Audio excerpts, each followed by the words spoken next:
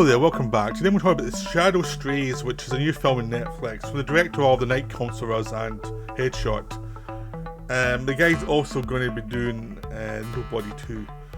And I'm not going to try and pronounce his name, Timo Tjata or something.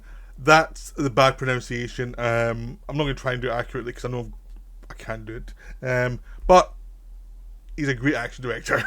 And The Shadow Strays is a great example of a film you should watch. Now, I'm not going into spoilers in this one. No spoilers or anything. I'm just going to do a quick video saying, go watch this film, because it is wonderful. So, basically the setup is, your lead character's a ninja. Or the Shadow, they call them the Shadow. But they're basically ninjas.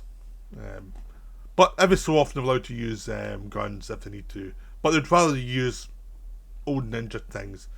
They go and commit murders for somebody who runs the organisation, and essentially in between that time they go and live normal lives and just try and look as normal as possible and as boring as possible, so it's not to be suspicious. So our lead character, called 13, has been trained to do this. She's still a rookie. You see in her first scene doing an assassination on a Yakuza compound. It's a terrific sequence, and the bizarre thing is, for most directors this would be your big conclusion, where you take out this massive horde of Yakuza. This is the opening scene. We see her making a mistake, but also she survives it, but she's still learning, she's still a bit rebellious, and she basically goes home after that and is told to relax, but still the view is she's still not quite ready to go out on her own. She still is needing supervision. Like she's capable of too much emotion, and you're not meant to have emotion as a ninja. When she goes home, she just hangs out. She has to take these pills to suppress her emotions and her memories.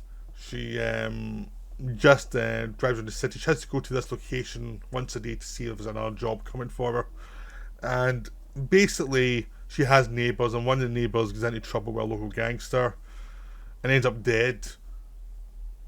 Now this young woman ends up bonding with this dead hooker's son, who's out for revenge, and she just sees him as another victim of violence the way she was when she was young. And so they did bond, and then eventually she takes him to the graveyard so he can see his mother and see the grave of his mother to try and make peace with it.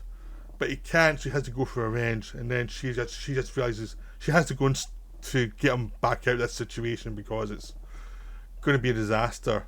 But when she's doing that, she runs into this other guy who's a flunky for the villains, and she basically beats him up and gets him to take her to where the kid went.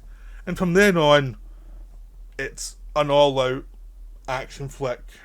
But she tries to find the kid, and she has to start taking down all these other horrible, horrible people who are the villains.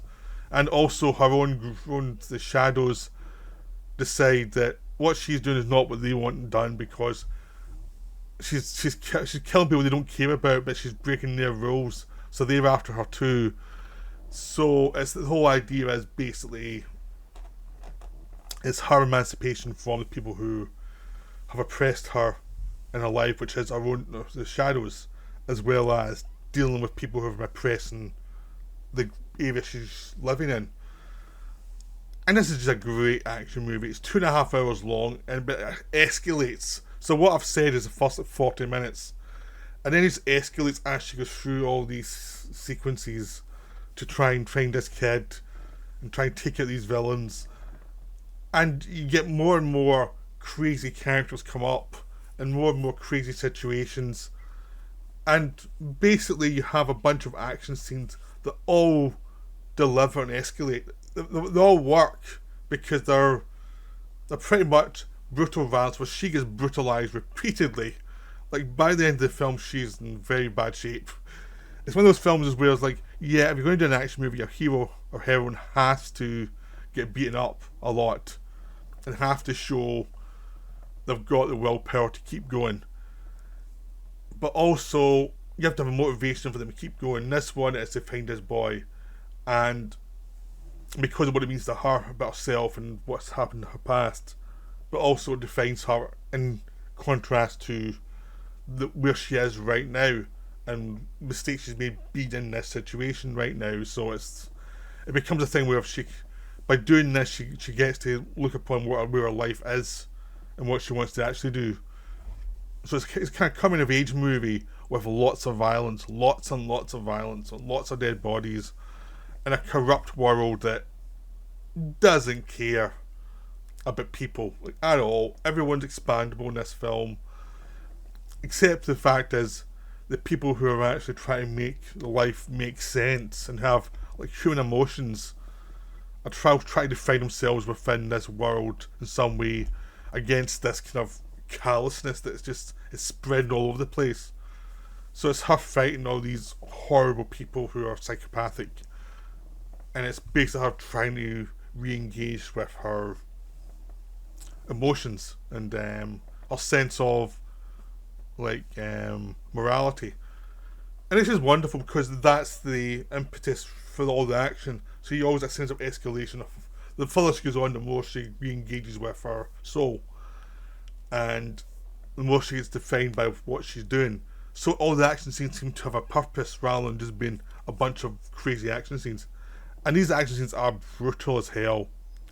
I mean, there is a sense as in the John Wick films as well, where the lead character is almost doing penance with their body for what they've done in the action scene. So they are going to take a beating, but they're going to keep going. There's the same sense here, and also there's just a sense of someone just learning who they are.